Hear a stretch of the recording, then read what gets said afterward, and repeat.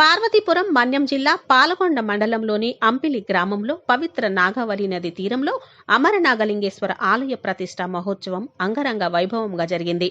ద్వాపర యుగంలో బలరాముడు తన నాగలి పదునుతో ఈ ప్రాంతంలోని కరువు కాటకాలను తొలగించేందుకు నాగావళి నదిని తవ్వినట్లుగా చరిత్ర చెబుతుంది.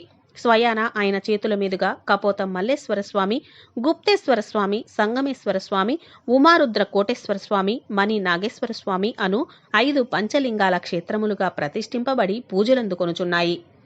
గ్రామస్తులంతా ఏకమై రాజకీయాలు, కుల, మత భేదాలు లేకుండా సుమారు 3 కోట్ల రూపాయలు వెచ్చించి ఈ ఆలయాన్ని నిర్మించడం జరిగింది. ఈ ఆలయానికి రాష్ట్ర ప్రభుత్వం తరపున 24 లక్షల రూపాయలు, దేవాదాయ శాఖ తరపున ఇవ్వడం జరిగింది. ఇక్కడున్నటువంటి ప్రజలు నియమ నిష్టలతో ఆలయ నిర్మాణానికి పూనుకున్నారు. ఆలయ నిర్మాణం పూర్తి చేసుకుని అదే నియమ నిష్టలతో గ్రామంలో ఉన్నటువంటి ప్రజలు శివమాల ధరించుకొని అదే నియమ నిష్టలతో పూజాది కార్యక్రమాలు నిర్వహిస్తున్నారు.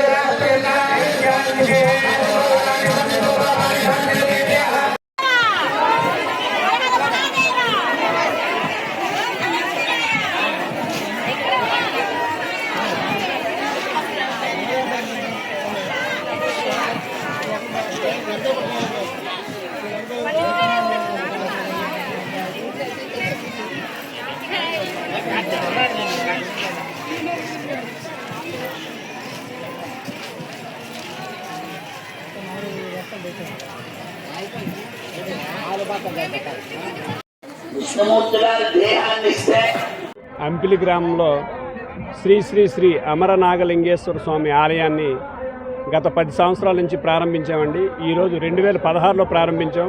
2026 అయ్యేసరికి పూర్తయి ఈరోజు ప్రతిష్ట కార్యక్రమం అత్యంత ఘనంగా నిర్వహిస్తున్నామండి.